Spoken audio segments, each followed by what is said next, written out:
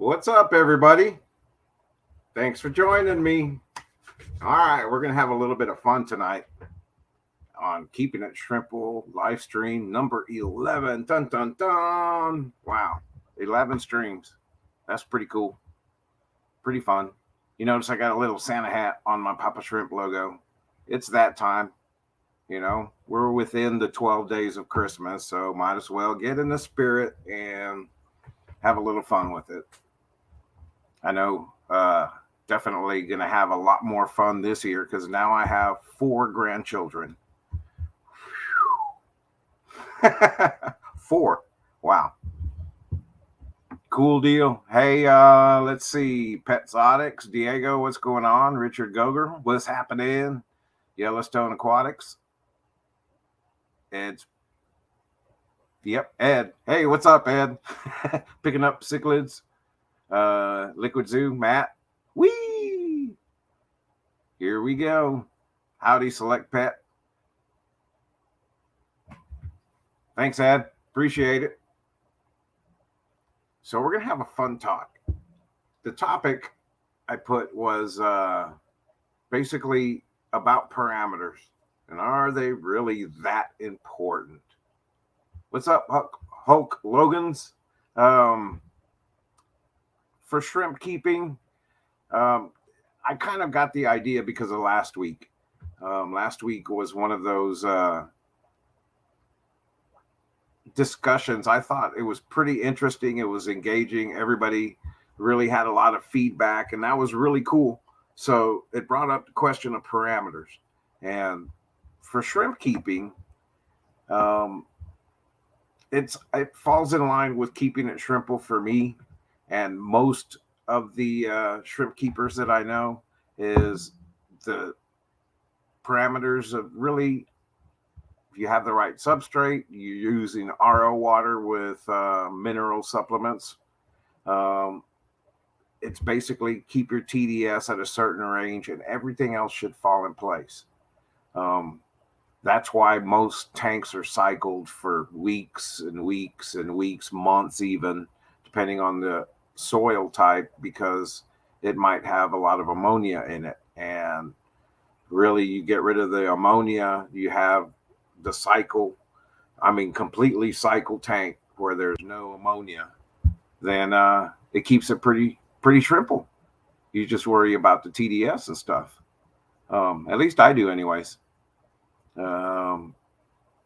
Let's see who else joined us. Hey, what's up?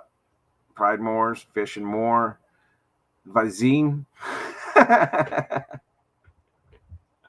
All right, I'm going to get Brian up here. Wait, not yet. Okay, maybe I will. Really? What's going on? Oh, man, fun stuff. I'll turn you up a little bit here. Am I low? No, I had it on low volume. Not on mute this time, though. Get me on mute, yeah. No mute. What's up, buddy? Oh, man. Hello to everyone in the chat. There we go. Hey, what's up, Grant? How you doing? Maria, how you doing? Hulk Logans. EJ Fishes. Greg's Planet Tanks. Monster Fish Gal, Eric Wyrock. Wow, we got some people in here. Thanks for joining us, everybody. But what happens if you have ammonia coming from the tap? That's a good question. That's what your Prime, Safe, any of your other supplements and everything are for. Generally, that's only a situation when it's on your tank setup. After your tank is cycled, you shouldn't have any of those issues unless you have a bunch of deaths, you have a bunch of plants dying, you have a bunch of poop buildup or detritus. Did you say poop? I said poop, man. You said poop. But that's why the concern is if you have dead shrimp or decaying food matter, that you pull it from the tank so that way you don't have an ammonia spike. Or snails. Yeah. Dead snails, too. Well, I'm just saying, I keep throwing that out there because my dumb butt didn't even I didn't pay attention to, oh, look, there's a dead snail shell, that it was creating such a huge ammonia spike in my tank. I mean, it'll throw everything off. So that's why I always throw it out there, because I had no clue. Right. No, I get it. That's the same thing I say about if you have plants dying, Stephen P, what's up? Parameters, eh? Yeah, I know. Let me see. So parameters, it is to me kind of against my whole keeping it shrimple thing, because I learned the hard way, and that's why I kind of hope to keep it more simple. But if I have to choose parameters in shrimp keeping, the ones that I'm going to choose are my TDS and my pH, and then GH and KH. And I have a little deal here. Let me put it up. Oh, he's got a little song. We got a song now, and this is I kind of want to make a disclaimer, because the last thing I expect anybody to do is go out and chase parameters. That's totally against or to listen to you. Right. I mean, no, that's not disrespectful. It's like we were talking about the other day. Nobody's water is the same. So, right. You say, hey, I'm 120. They could start off there, but it's probably not going to be their number, Right. That's not a positive note, not on a negative note. No, I get it. And that's why this is a little chart that I put together, because this is kind of shows you the general parameters that you want to keep for these type of shrimp. And I made sure I just kept it simple: crystals and bees, tigers, and neocaridina. And that's just a good general idea. Now, you notice the tigers, they have a little bit larger ranges. So that's why some tigers, especially sometimes with the orange eye blue tigers, they're kept and sold in both neocaridina parameters and caridina parameters. For me, it's all about keeping it simple. So I'd rather have just caridina parameters, so that way I don't have to worry about it as much. And they seem to do fine. So, but that's my water, and that's where I keep it. And just like you said, everybody's water is different. So, like Stephen P, let's see what he's saying here. He says, thing about TDS is it doesn't just cover your minerals and your carbonates. So someone checks their TDS and sees 400. It definitely doesn't mean they can't keep neos. Correct. That's something that LRB had talked about years ago, that I remember seeing, that, he even has higher 300 sometimes TDS, maybe even 350. And that's out of range in this little chart. But these are general parameters that it'll get you going. It doesn't mean you can't go over, doesn't mean you can't go under, but that's for you to find out and figure out with your water, with your setup, with your lighting situation, with the temperature of your tanks, because that's one of the things that's not listed on here, temperature. And temperature, basically 68 to 72 is kind of the honey hole, on average. So all of this stuff is based on average, not a scientific, method. If I have tank crashes and situations like that, then for me, it's easier to start with RO water and build my water from there, add the plants and everything else, depending on what I'm keeping. Whether it's even sometimes my guppies, I'll use RO water, but they also like the minerals. I just have well water, so it's totally different now the way I do my tanks compared to when I lived in the city and compared to when I lived in Arkansas.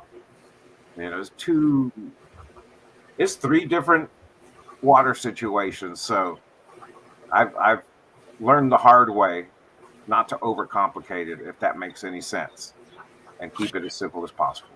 Well, I think something you didn't add is, Stephen P says about a TDS pen with it being 400 doesn't mean you can't keep Neos. But the whole thing, like we talked about the other day, is having a relationship with your water. If you stick your TDS pen in your water and it says 400, you should be pulling out your test kit. You should be pulling out your test kit and seeing how much GH, how much KH, how much everything that you have in your water. So then you don't have to do that anymore, and you can use a TDS pen, and you don't have to test your water with the liquids every single time. So right. 400 doesn't mean anything. I mean, but there's barriers. I mean, they can only go up so high and they can only go so low. But the fact of the matter is once you know what's in your water, then a TDS pen is fine. For somebody to say a TDS pen doesn't work or doesn't tell you what's in there, well, you should know what's in there because you test your water. So many people are under the assumption that a TDS pen doesn't do what it's supposed to do when actually it does if you know what's in your water. That's all you have to do is check it.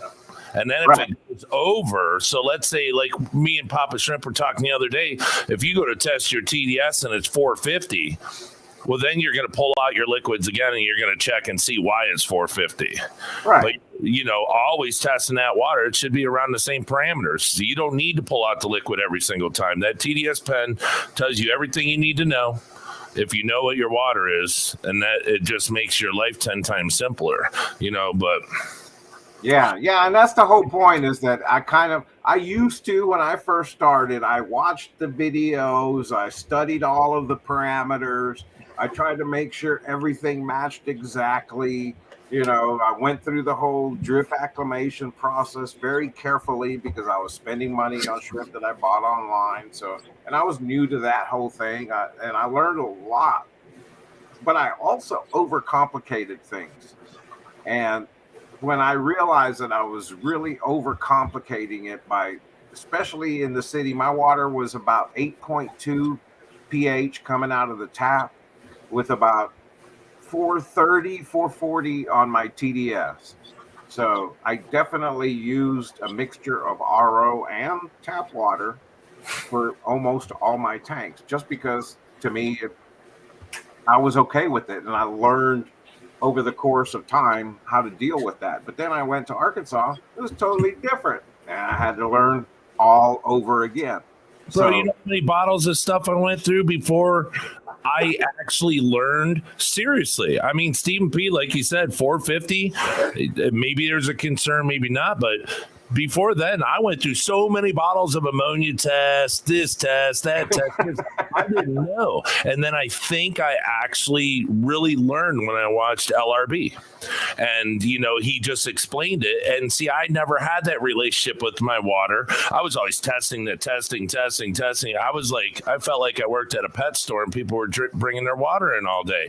I went through bottles so fast out of those sets that I was burning up money left and right. So, I mean, once I learned how, and that's another thing, you got to learn how to use a TDS pen. You stick it in water, number comes up.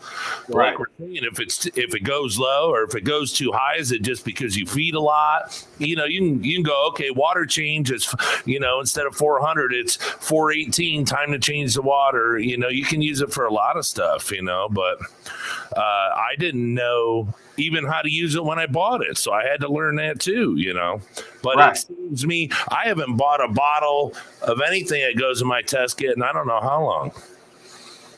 Well, and that's like Stephen P. is saying, that it works out for him the way he has his stuff set up, and his Neos are prolific. And that's kind of why those charts, like I had just had up, it really, why do you need to chase that? Because your water, the way you have it set up, might be just right for you and your situation. But see, yeah. See how he says he puts the stuff in there?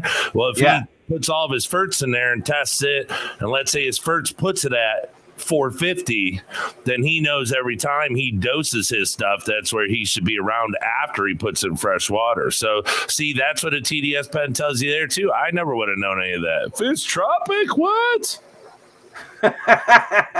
He said, tell your water you love it. She's a good girl. Right. You got to talk to your water. You got to have a relationship with it. Don't get wet.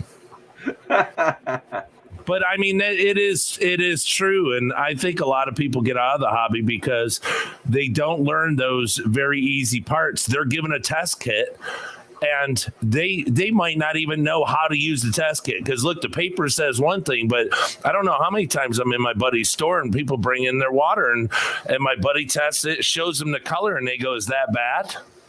And it's like, what do you mean is that bad? You know, I'm thinking to myself, do you not know what's bad and what's good? You know, that should be one of the biggest things, because how do you know if your tank is cycled? You know, but you got somebody like Stephen P. You got somebody like Grant that got a ton of fish, ton of this, ton of that, tanks galore, and they're just beautifully happy. Yeah. You know, and it's like, but before everyone learned, it was, you know, it's a crash test dummy day. You know, it's that's like when I first started off doing all of this, because I was really into plants more than anything else. You know, I gave up on my guppy love. It kind of faded away, and it was all about plants. Guppy love. So when I switched over and started doing the planted tanks, fluval stratum seemed like a very good substrate because it was for the planted tanks. And then I discovered shrimp. What do you mean shrimp?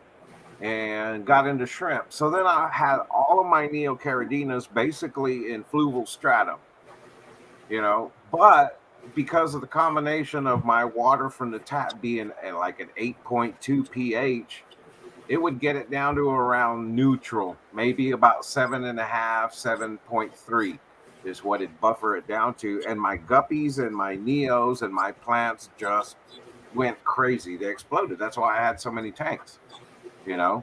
And I didn't realize till after the fact that I can use regular old sand and I don't have to spend all this money on substrate for all these neos, you know. Hey, what's the big question me and you were talking about the other day? Maybe you should ask it in the stream and see if others are afraid of it or if they're not afraid of it. You remember what we were talking about? That additive that people say it shouldn't be in with shrimp? Fertilizers? Well, yeah, but what's in the fertilizer? Copper. There it is. Right. Yeah. And I don't think at the percentages that I see it in, most of the stuff that you add to your water, just because it has copper of a 0.0001%, and you're putting in capful or a capful in your aquarium, that's going to dilute and it's going to basically be nothing. So it doesn't mean that it's going to be bad. And there's studies or research been done, or I've seen a video, I don't know which it is. I've done so many things with shrimp, looking at videos, that I believe that copper is something that they need, just like we need minerals and zinc and stuff that might be toxic at certain levels, but at the right levels, we need that intake. See, was it Steve P says evil copper? LOL. Yeah, like 0.0001. Yeah, exactly. But, you know, I mean, it's not a new conversation. Ever since I got into shrimp, that was like one of the biggest fear factors that people were bringing out when I first got in, and it created a fear for me was, oh, keep the copper away, keep the copper away. You know, they can't have copper, they're going to die. And then we were like, you know, people were saying, well, what if you have copper pipes in your house? Oh my gosh, all my shrimp are going to die. And then, you know, like I was showing you that food, that Hikari First Bites. Oh, don't feed Hikari First Bites. It's got copper in it. That's bad for shrimp. I don't know. I've been feeding it for about 3 years. I mean, I don't know if they have lung cancer or, you know, smoking or what, but they're not glowing, are they? No, that's, but you know, that's what I'm saying. It's been a conversation for quite some time, you know, for the years that I've been doing it. And I didn't know if other people had opinions on it or if they stayed away from it. Right. No, I get it. That's one of the things that Wait, where is it? But here's one of the things that support it is look how many people have planted tanks compared to like tanks I have that are for breeding. But how many people have planted tanks with fish and with shrimp and they put ferts in it. Their shrimp just explode and but people swear do not put copper in the tanks. Right. Well, I know that at certain levels it's harmful, but I'm not expecting to put it at those levels in any way, shape, form, or fashion. But I mean, we know better than to give our shrimp cocaine.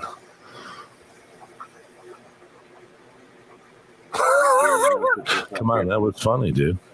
Oh, sorry. I was thinking, yeah, no doubt. Exactly. Yeah, just kidding. Wow, look at that. Oh, who's playing around here? Dang. So this is kind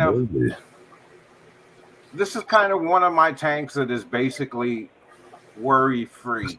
But do we? But do we? He said, wait, the cocaine doesn't help them breed faster? I'm not saying that, but I don't know if there's clinics in the tanks or not. Damn it, Jerry. You did it again. They do seem a little bit wiry. Yeah. I don't know why they're acting that way. Why are they ripping the tentacles off? Now, this tank is an example of it's running right now at, for me, 109 TDS. Coke. I meant Coke.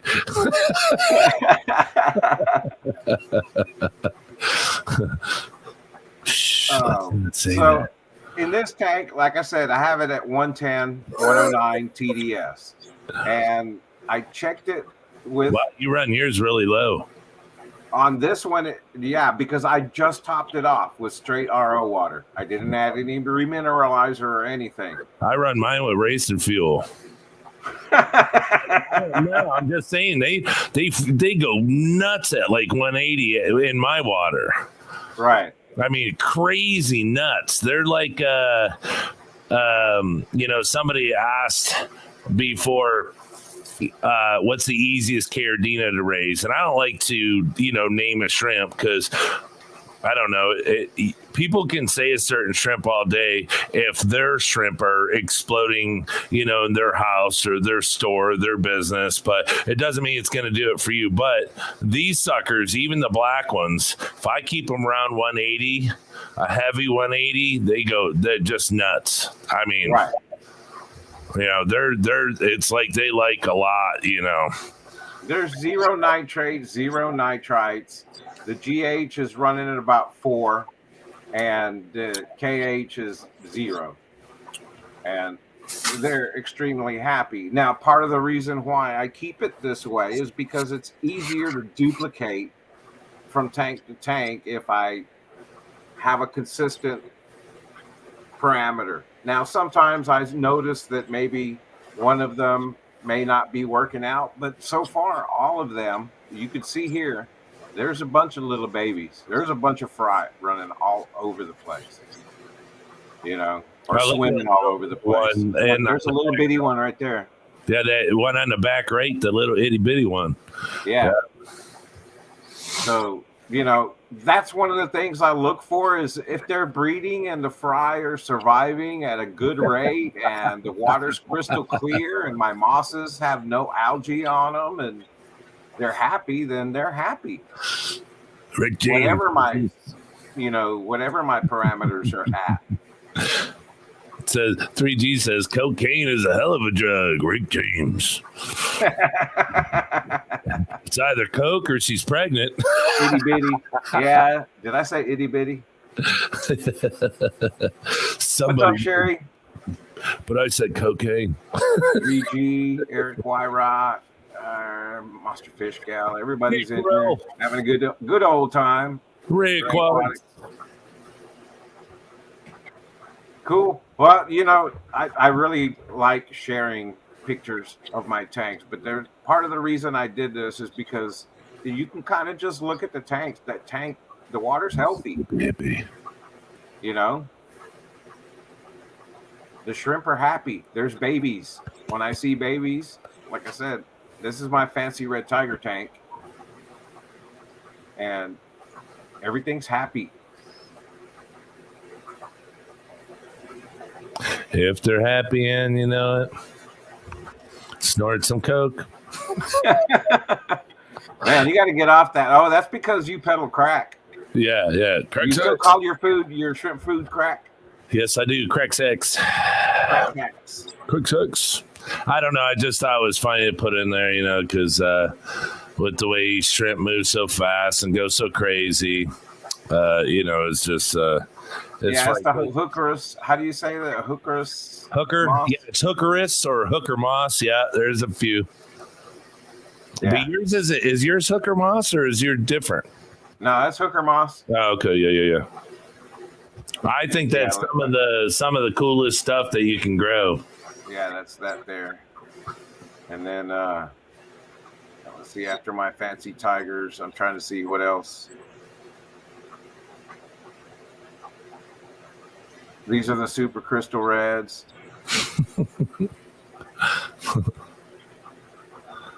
I want to select breed these and get the Santa Claus hat.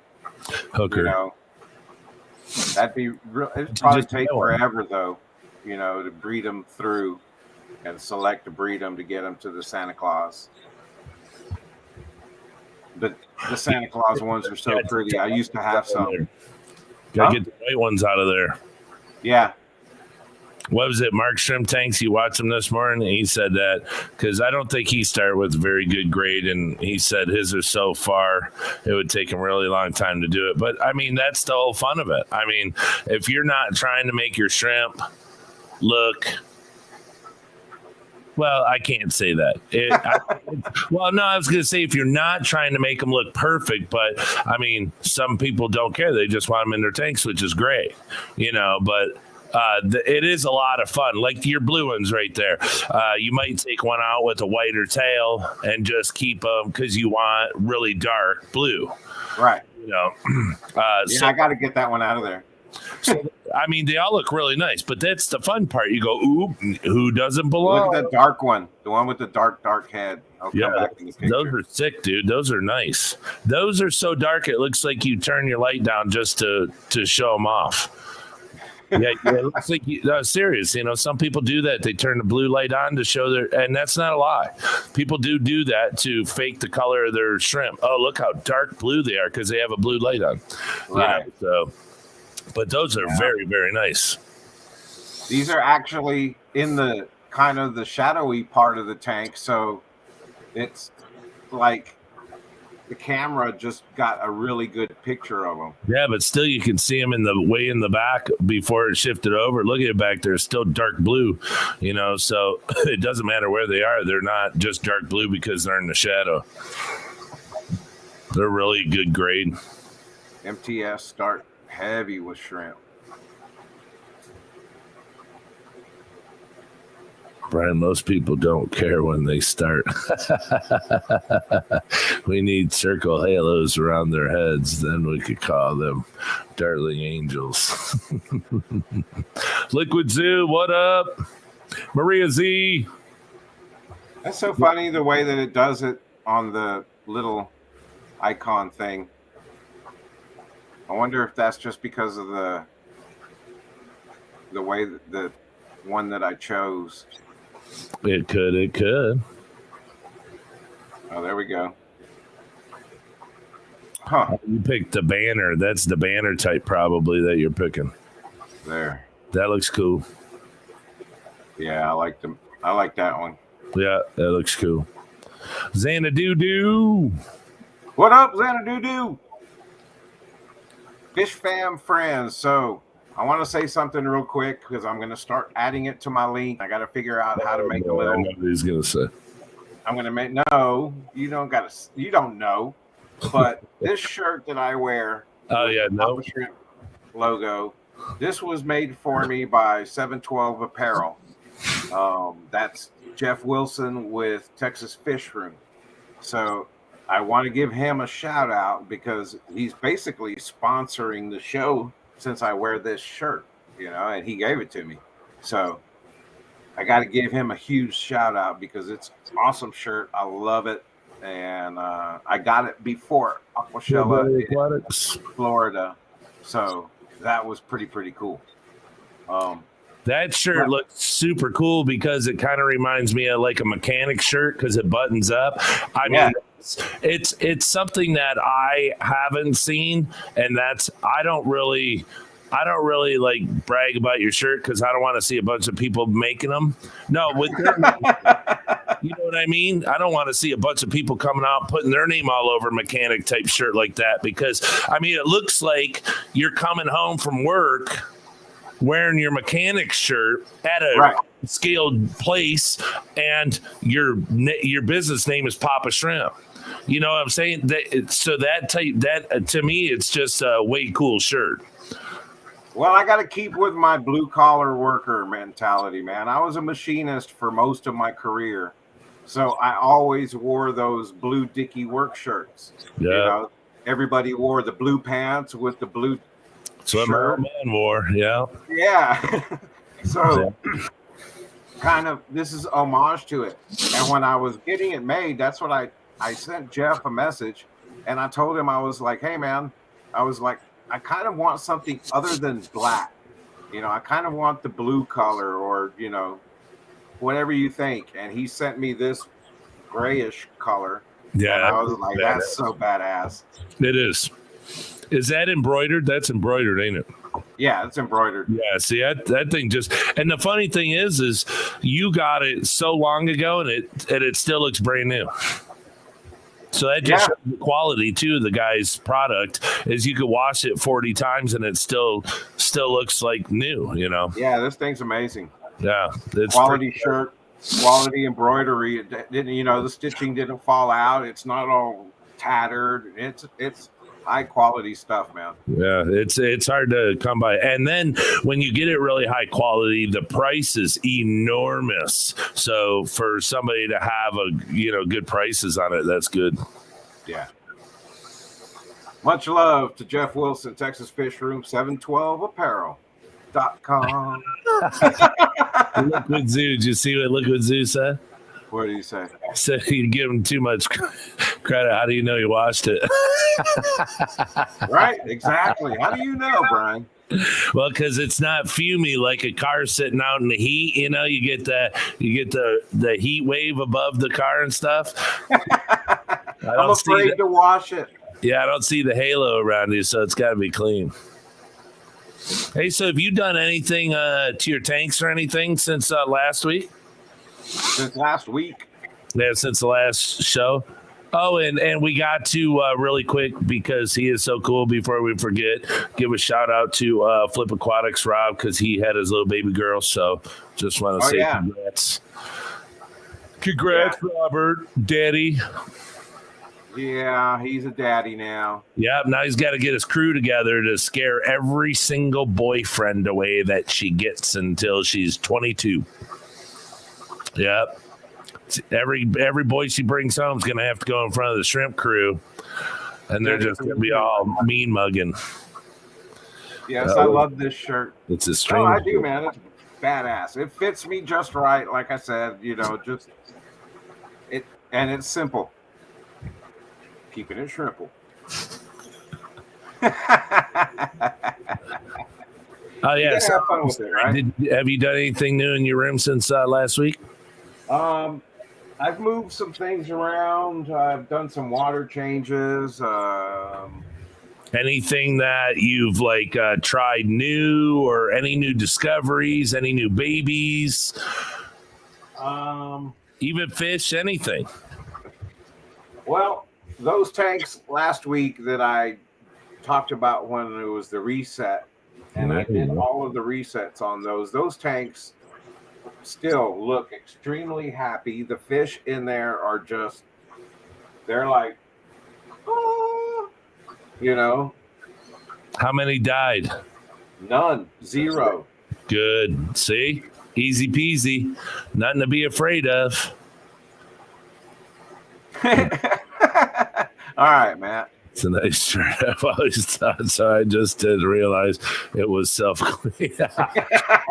It stands up in the corner all by itself. He doesn't even have a hanger. That's why he doesn't have the corner hooks, from hangers and stuff. Yeah.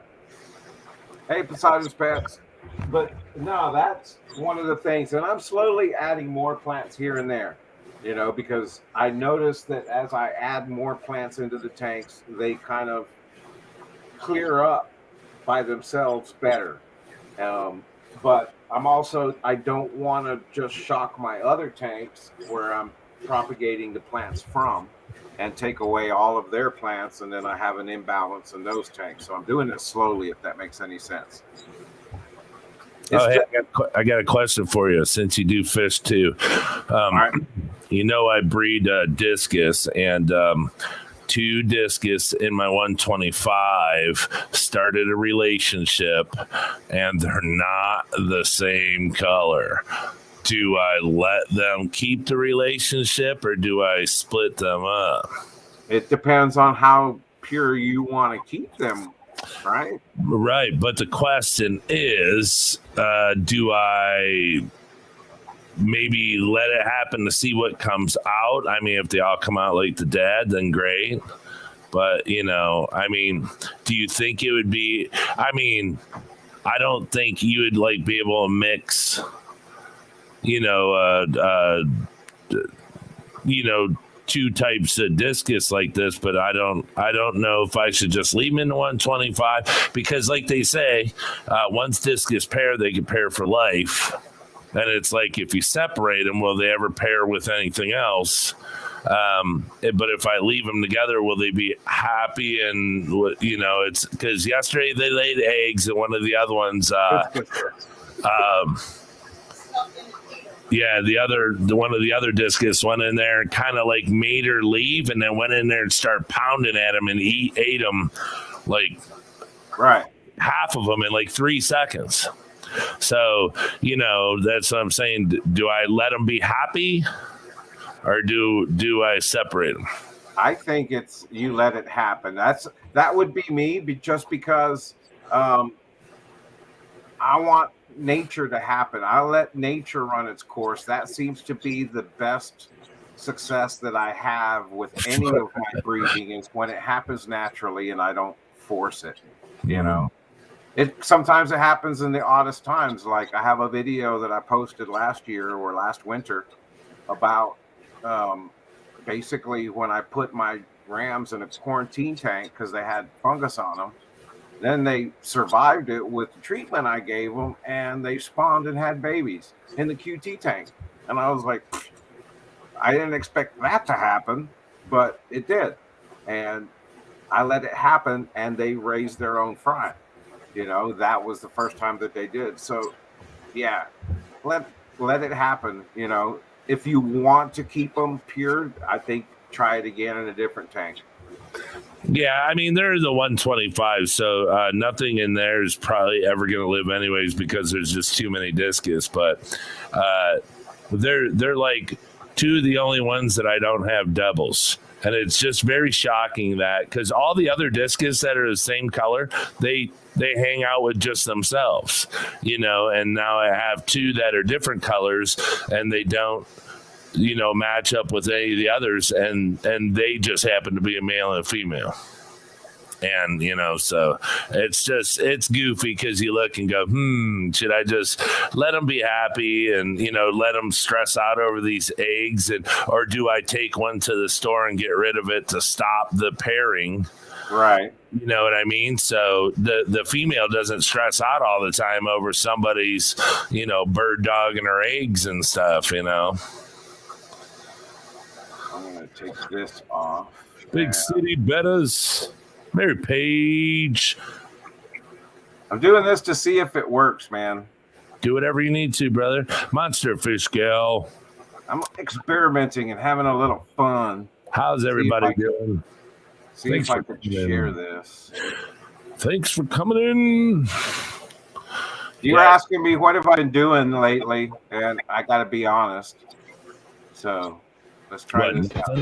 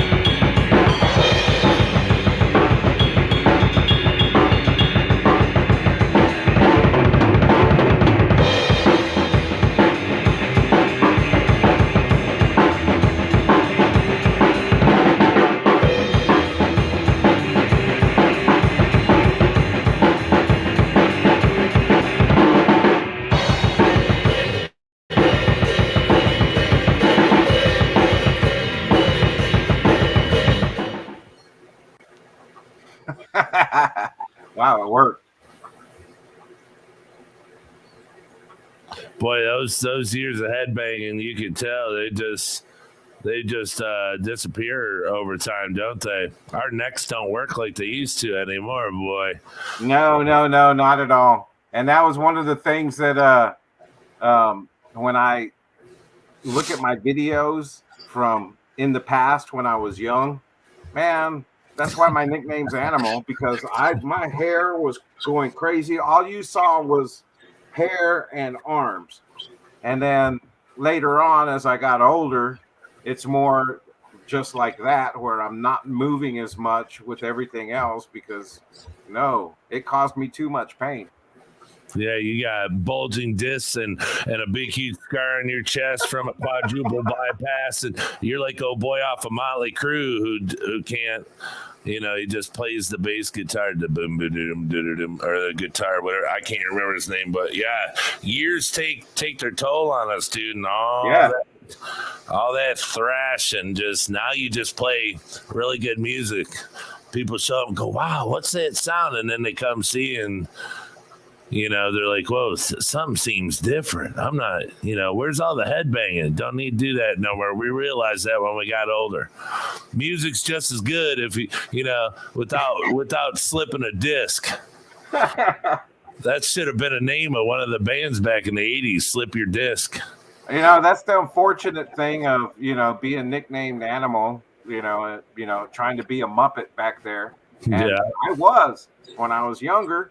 But it did. There was times when I didn't have any hair and trying to bang my head like if I had hair, it just didn't have the same effect, but I was still doing it anyways. And it kind of wore on and on to where, I have bulging discs. And now I can't do that anymore.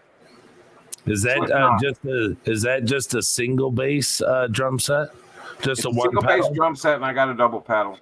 Oh, really? So you can get like the Metallica, the double bass drum. Can you do that? Oh, yeah. I can listen to that for 45 minutes straight. Just listen to that. When he does that, it's the most incredible. People put those systems in their car to bang rap and stuff.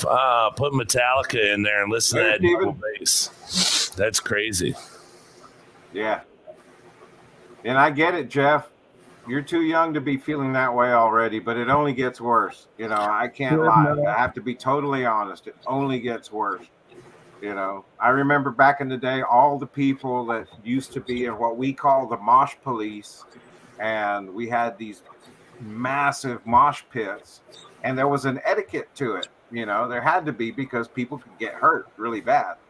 So seeing what those people did and those kids, youngsters, were doing, I was like, I'm so glad I'm up here on stage playing the drums instead of out there with all them freaks. No way would I survive. My body couldn't handle it. And then I did my own damage by being back there banging my head anyway. So yeah, it was scary times back then, watching people knock each other out, and then they pick them up and pat them on the back. Yeah, dude, that was you.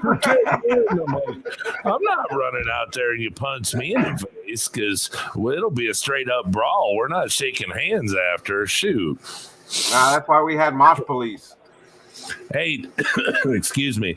So you played the drums. You didn't sing about any type of shrimps or fish or whatever's. You're not doing that. You're just gonna rock out and let everybody else use their words, huh? Because you got Stephen P. Stephen P's taking Biggie Smalls' spot, and then you have Danny West. He's what's his face? He's that heavy metal guy. He's a big time name. Danny knows who he is. He remakes everyone's music and turns it into heavy metal.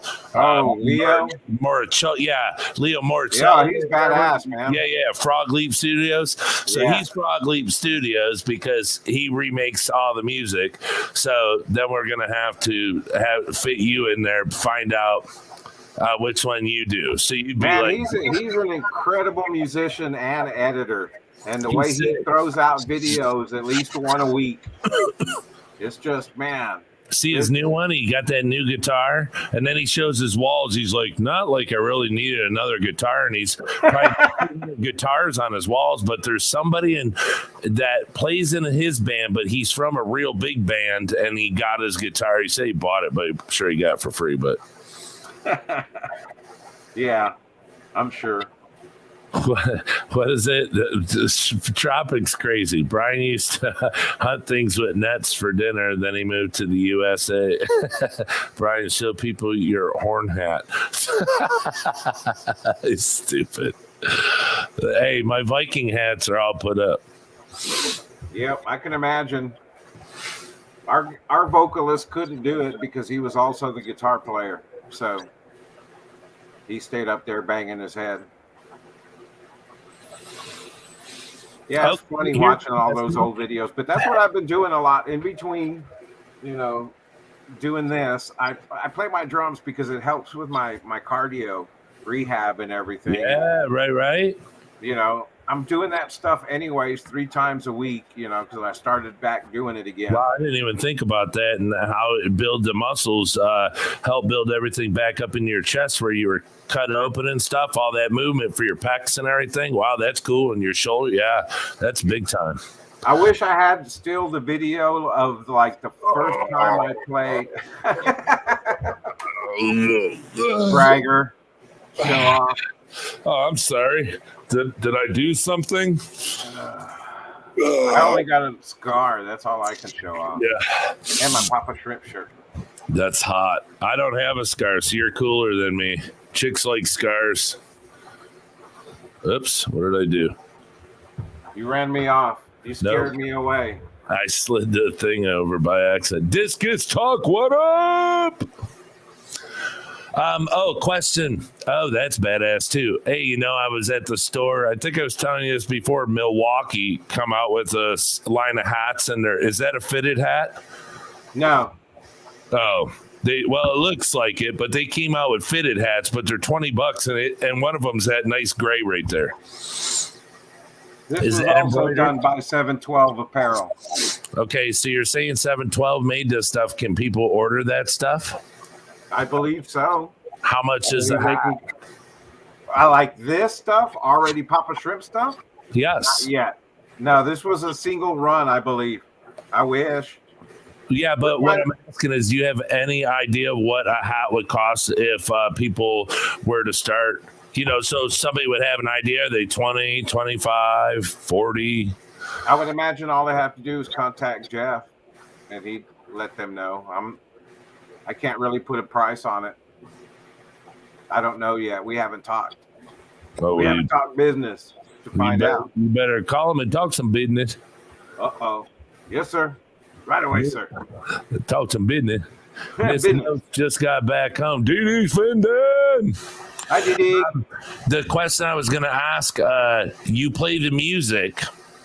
There's many, many, many people who believe that plants like music and they like to be talked to. Do you think that at all that fish or shrimp or I can't say anything in a tank because you don't have anything, but do you think maybe shrimp or fish like music? I believe so. I mean, I don't see any negative impacts to it. You know, as you could see through the video that I showed, most of my shrimp are breeding and there's fry swimming around. Same thing with my fish tanks. My clown killies, they kind of slowed down. I don't know if it's because of the temperature and it being a little bit cooler, but definitely they were breeding. All my guppies, of course, are breeding. The Conopunctatus are trying to breed. They have their pits everywhere. So, yeah, I mean, you could try like Beethoven on one and Metallica on another, and we could actually find out if they're headbangers or if they like opera. Right. Hey, we could. Maybe some Gerald Levert, you know. I mean, people talk about it, you know, playing some music to get some good loving going on. You never know. I mean, you play some R. Kelly or something, or, you know, some Sade or something, and you know, then play some Leonard Skinner. You might have them all up in arms. Woo! You know. So maybe we need to add a new parameter. Yes. To the equation. Yeah, you know, what would it be called? GH, KH, TDS, and music type. Yeah. Yeah. It could be elevator, opera music. Yeah, it could be anything. Yeah, it could be a talk show. Streaming, you know, they might want to sit and listen to a 2-hour live stream or something, you know. What's his name, Logan or whatever his name is. I have to answer this because I'm not saying that it's the music that makes the shrimp horny. It's the drumming. I just, you know, has nothing to do with the music. It's all about the drumming. It's all about the drummer. Always been all about the drummer with me. It's always all about the drummer. It's the hair. Right. It's the hair. It's all it is the hair. No, just the drumming. Yeah, with the hair. I mean, there's only, I think, one guy two now. I can name 2 dudes that are in bands that have been around forever and are still top of their game that have short hair. Tell me if you can do more. Lars and Tommy Lee. they both would. You would pick those 2. Oh, my buddy Johnny is laughing his butt off right now. Oh my God.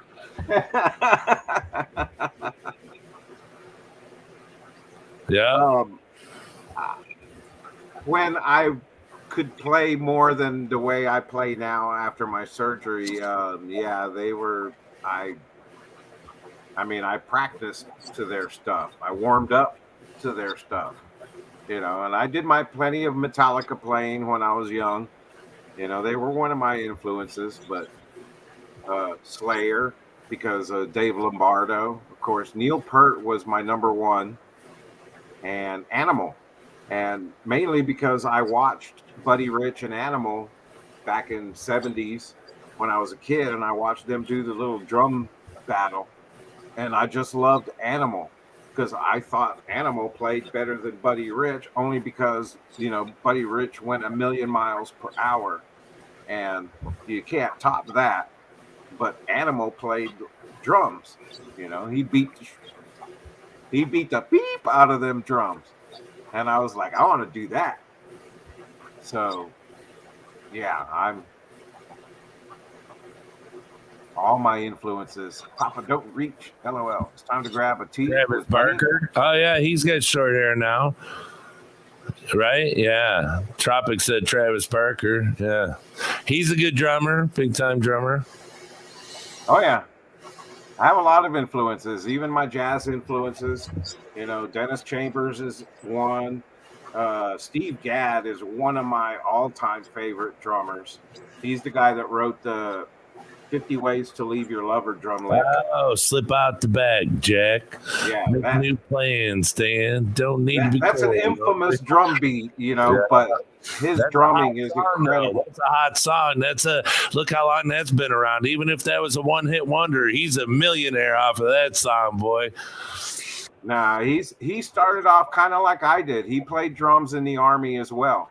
So one of his most infamous solos that he does, and he does variations of it, is called Crazy Army. And he did it in the Army. And I remember playing drum solos in the Army. But that whole thing that he went through and then became a studio drummer and played with so many different artists that we don't really know about. But the main one was Paul Simon. Did a lot of work with Paul Simon. So he's just an amazing drummer. Oh, wow. Yeah.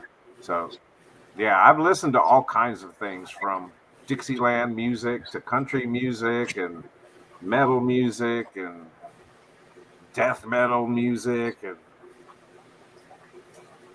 but it's all about the drummers for me. I listen to the drums. It's all about the beat for me. So you could say the drumming, like when I was growing up, my mother would always be like, "Why you listen to that?" Or people would be like, "How come you don't listen to this type of music?" And it was always, it was the beat. There was just something about a song. It didn't really matter. I wasn't really stuck on it. The only thing I wasn't a big listener to when I was younger was country music. I wasn't big on country when I was younger. Rap, I didn't really do rap. We were around here, we were like Beastie Boys, stuff like that, but it was just music with beats. So if it was heavy to, just rock and roll, if it had a good beat, I more or less, listened to it. And a lot of times didn't even listen to the words. It was just the beat would make me feel good. It was just to hear that double drum bass, it was amazing to know that, wow, somebody can bang their feet on these pedals up and down, bouncing them to make this incredible noise. One of my favorites was the drummer from Prince. When they play Darling Nikki, that song, that drummer goes off. Yeah. That drummer goes off. Yeah, Vinnie Paul. Of course, it was hard to be influenced by Vinnie Paul because he was a local drummer, So it was one of those I grew up knowing Pantera. I watched them when I was underage behind a fence at Savvy. Pantera was sick, boy. Oof.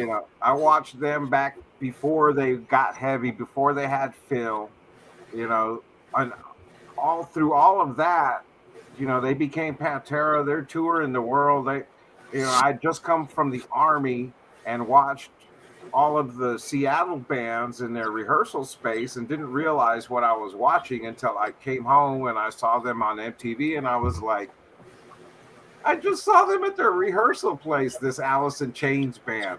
And then my buddy's telling me, yeah, Pantera got signed. They got a new singer. And I'm like, what? And then next thing you know, they're touring the world, and I'm trying to, get a band going in the same area. So we had to follow under their footsteps. So he didn't really influence me, but living up to being in that shadow in DFW with the speed metal, heavy metal, bands like Drowning Pool, bands like Pantera, Rigor Mortis, Gamicide, War Beast. There was just so many. Dude, their drummer's sick, bro. Charlie Benante. Man, hey, I would listen to that just working out, because the bass would just make you just go nuts and want to lift, 2 cars. I'm not saying, half the time I don't even know what they're saying, but again, that drum beat was just like, it just make you 10 foot tall and bulletproof, What's the song, Indians? Yeah, that's Anthrax.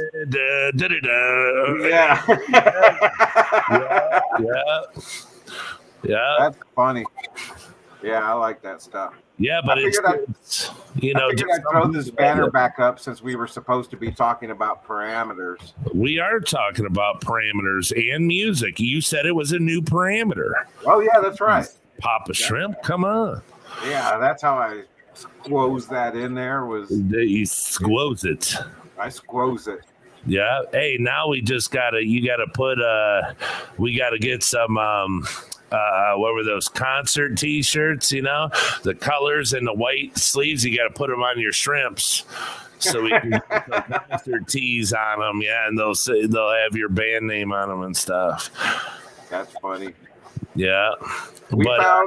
We found a sticker that somebody has on their vehicle. It's basically a ripoff of our logo. And we're trying to figure out how the heck they got it. We have no idea, but it looks like kind of a sticker pack.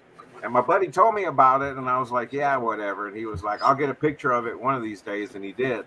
And it's on a Jeep, and it looks like, random stickers, an alien, an octopus, whatever. And then our logo. And I'm like, really? Where'd they get our logo? That ain't right. That's why you got cool. That's why you got to have a patent on that.